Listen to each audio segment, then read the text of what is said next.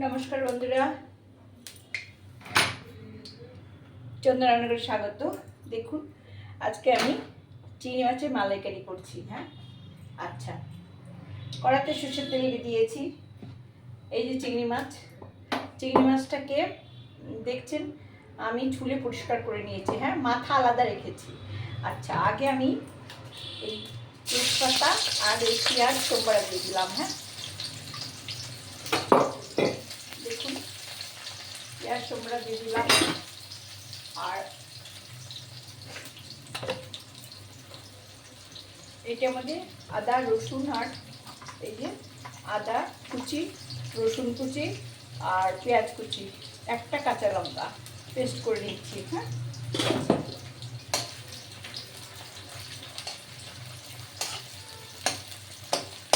এটা ভাজা হলে এর মধ্যে আমি মাছগুলো দিয়ে দিলাম। হ্যাঁ, এখানে 500 মাছ আছে। হ্যাঁ, 500 মাছ আছে। আর এই মাছটা ভাজা হলে এর সঙ্গে কিন্তু মাথাগুলোও দিয়ে দিলাম আমি আলাদা, যেহেতু মাথা পরিষ্কার করে নিয়েছি সেহেতু মাথাগুলো দিয়ে দিলাম। এটা ভাজা ভাজা হবে। হ্যাঁ, এইবার এইটা আমি পেস্ট করে নিচ্ছি।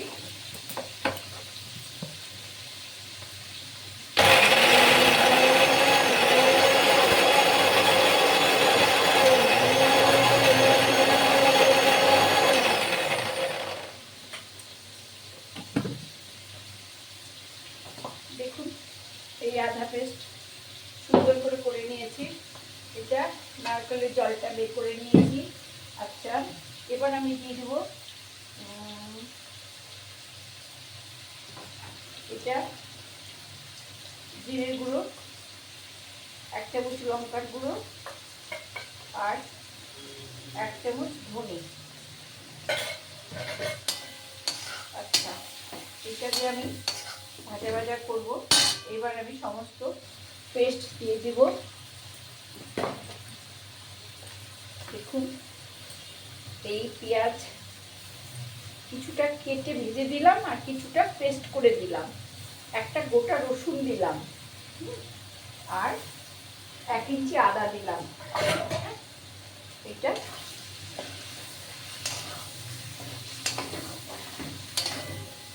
এই চিংড়ি মাছটার এটাতে খুব সুন্দর করে ভাজা হবে।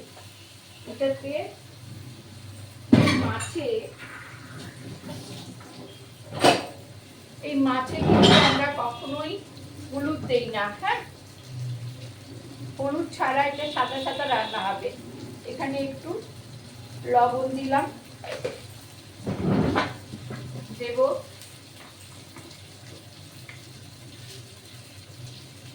একটু চিনি স্বাদের জন্য। আপনারা এটা অ্যাভয়েড করতেও পারেন, কিন্তু যেহেতু এটা গাছের নারকেল না আমার, সেই জন্য বাধ্য হয়ে আমি মিষ্টি দিচ্ছি। আর দেবো এর মধ্যে একটু 1 চামচ গরম মশলা। আমার গরম মশলা মানে জানেন, জায়ফল, জয়িত্রী, স্টারনিস, এলাচ, লবঙ্গ, গোলমরিচ, দারচিনি আর থাকবে জিরে ও মৌরি।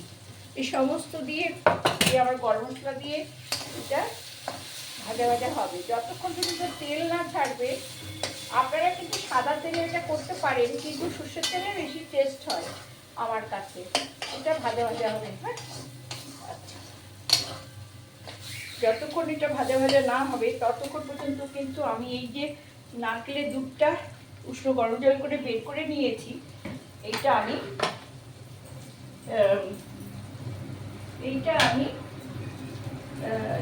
ঢালবো না। এটা হয়ে গেলে, এটা ভাজা হয়ে গেলে তারপরে আমি এই দুধটা দেব। হ্যাঁ, দুধটা দিলে পরে সেই দুধেই মাছটা সিদ্ধ হবে, আর কিছু লাগবে না। আস্তে আস্তে মাখা মাখা হবে আর নামিয়ে নেব। হ্যাঁ, আচ্ছা, আমি এটা গুলিয়ে নিয়েছি। হ্যাঁ, দেখছেন ভাজা ভাজা হয়ে এসছে।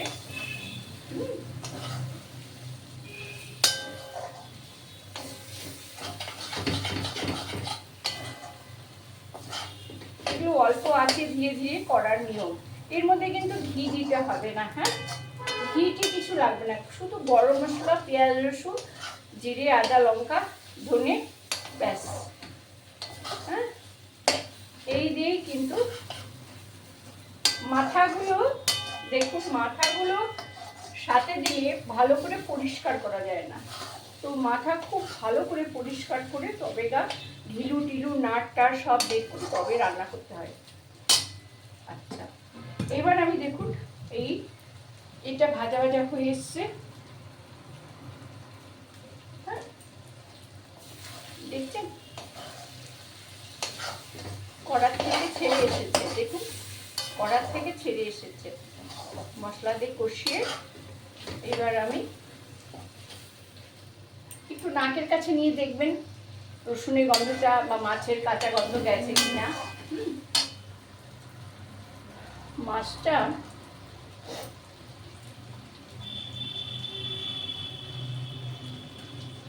যতক্ষণ ভাজা না হবে ততক্ষণ স্বাদ লাগবে না। হ্যাঁ,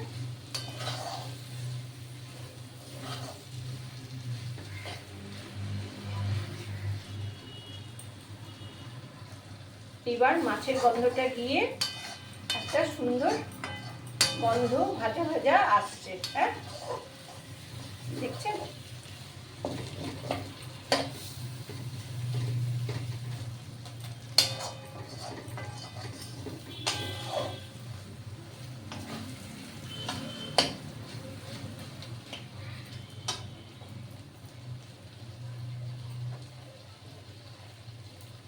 দেখছেন ভাজা ভাজা হচ্ছে, এইরকম হবে। হ্যাঁ,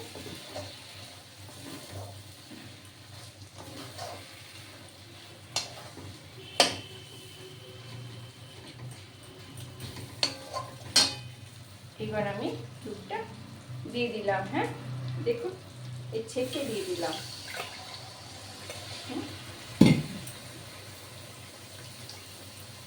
কিনা নারকেল তো দুধ অত ঘন না, আমাদের গাছের নারকেল খুব ভালো, কিন্তু আমি খোসা দিই না, খোসা দিলে আমার একই তো গরম, খোসা দিলে থকথকে হবে, আমার মনে হয় যেন খোসা না দিলে বেশি ভালো হবে, কারণ খোসা ছাড়া আমি রান্না করি শুধু দুধ দিয়ে, এটাই আমার ভীষণ ভালো লাগে। হ্যাঁ, যদি আপনাদের মনে হয় যে একটু গাঢ় খাবেন তাহলে একটুখানি এটা দিয়ে দিতে পারেন। হ্যাঁ, হয়ে গেল। এইবার এটা দেখুন কোনো হলুদ ছাড়া কিন্তু রান্না। হ্যাঁ, এবং ঘন হবে। হ্যাঁ, এটা ফুটুক, এটা হয়ে গেলে আমি আপনাদের আবার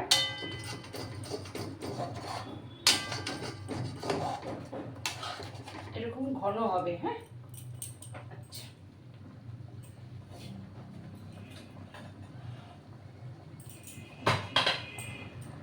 এই আমি ঢেকে দিলাম, 3-4 মিনিট রান্না হতে দেব, তারপরে আমি তুলে দেখাবো। হ্যাঁ, ফিরে এলাম 3 মিনিট পর। দেখুন বন্ধুরা কেমন সুন্দর হয়েছে, দেখছেন, দেখুন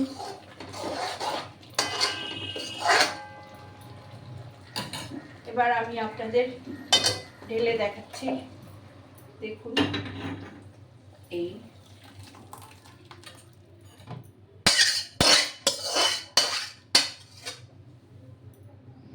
দেখুন কতটুকু সময় লাগলো, কত তাড়াতাড়ি একদম সুস্বাদু চিংড়ি মাছের মালাইকারি হয়ে গেল। হ্যাঁ, আচ্ছা বন্ধুরা, ভালো লাগলে সাবস্ক্রাইব করবেন, লাইক করবেন, শেয়ার করবেন। নতুন বছরের প্রাককালে মানে প্রথমেই আমি আপনাদের এই মালাইকারিটা আজকে উপহার দিলাম, এরপরে মিষ্টান্নর পালা। আমি এবার ফ্রেশ হয়ে স্নান টান করে পুজো দিয়ে আমি আবার আসবো পায়েস রান্না করতে। হ্যাঁ, মিষ্টান্ন যেটাকে বলে।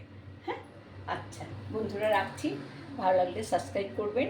এইভাবে করবেন আপনারা, খুব তাড়াতাড়ি চটপট 30 মিনিটের মধ্যে হয়ে যাবে। ওকে।